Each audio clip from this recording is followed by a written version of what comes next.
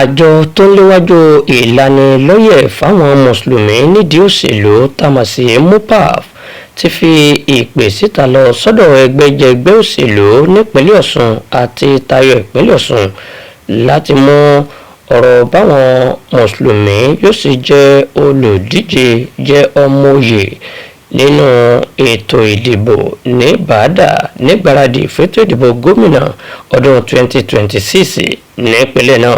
Àjọ MUPAF kéde ọ̀rọ̀ yìí síta lákòókò ìpàdé àpapọ̀ tó jẹ́ ti àwọn aláṣẹ tọ́rọ̀ kàn tó wáyé nílùú Òṣogbo lọ́jọ́ sátidé ọjọ́ 3 oṣù karùn-ún ọdún yìí, níbi tí alákòóso àpapọ̀ Alhaji Lukman Obembe ti fi ìfòyà hàn lórí bí kò ṣe sí àwọn mùsùlùmí nínú àwọn gómìnà ní gbogbo apá gúúsù ilẹ̀ Nàìjíríà tó ń ti bí àwọn mùsùlùmí ṣe pọ̀ níye tó ní ẹkùn ọ̀hún.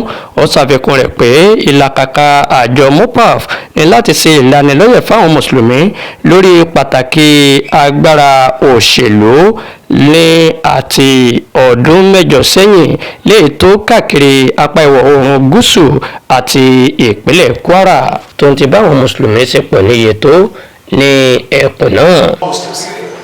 We not support anybody beside Muslim and don't based on any political parties. We only looking for Muslim from any political party.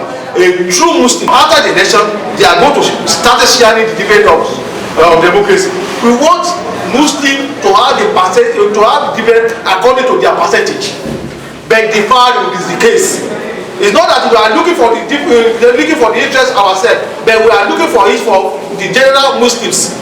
That's what we are trying to say. Nínú ọ̀rọ̀ tọ̀ọ̀tọ̀ tí kó wá sọ, àwọn alákòóso àjọ MUPAF láti ẹkùn ọ̀tọ̀ọ̀tọ̀ ni wọ́n tún fi òtélé pé àjọ ọ̀hún kò ní àlọ́sẹ̀mọ́ èyíkéyìí ẹgbẹ́ òṣèlú kankan àbí ẹnikẹ́ni bí kò ṣe pé ó farajìn síbẹ̀ sí ìgbárùkù ti olùdíje tí ó jẹ́ mùsùlùmí tó ṣe gbáralé nípínlẹ̀ Ọ̀ṣun gẹ́gẹ́ bí ètò ìdìbò gómìnà ṣe ń bọ̀ nípínlẹ̀ náà lọ́dún 2026.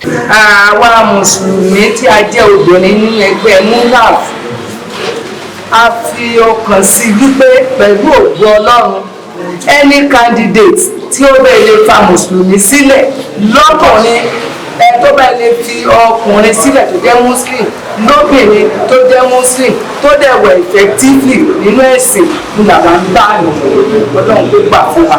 We want justice, equity and fairness. We don't want Muslims that are having a larger population be marginalized in the scheme of things. Out of 34 commissioners in Osun State, Muslims are 4. Ibi ta tawédé ta ti ta egbòdé ní gbogbo Ọ̀ṣun kò síbi tá a sí local government àti ward kò síbi tá a sí tó sì já sí wípé gbogbo àwọn tí ó wà ní local government kọ̀ọ̀kan àti ward kọ̀ọ̀kan ni wọ́n mọ̀ wá ni wọ́n dá wa mọ̀ tí wọ́n bá lọ bẹ̀rẹ̀ lọ́wọ́ gbogbo imams tó wà ní local government kọ̀ọ̀kan wọ́n sọ wípé MUPAF làwọn tẹ̀lé.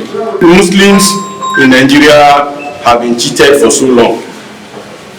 We have the population, we have the capacity, we have the quality, we have all the requirements that it takes to have president, to have governor, ministers and so on. To the situation whereby you are sharing offices among the populace and the Muslims are taking the list. Look at all the states in the southwest. Take the census of the Muslim political appointees. You will see that Muslims are in the minority where decisions are taken, and this work against the interests of the Muslims. Kò sí ẹni tí MUPAF tẹ̀lé tí ò ní wọlé lókùnbà tí wọn fẹ́ mùsùlùmí ẹni a ní dáńpẹ̀ ní political dawa warrior tó jẹ́ pé àwọn ilé wọn ń ṣe takuntakun láti máa bá àwọn mùsùlùmí sọ̀rọ̀ lórí ètò òṣèlú pé kí a mọ́sùn lọ àti mọ́sálásí àti unity àti wọ́ọ̀dù àti local government gbogbo ẹ̀ pátákó síbi táà sí.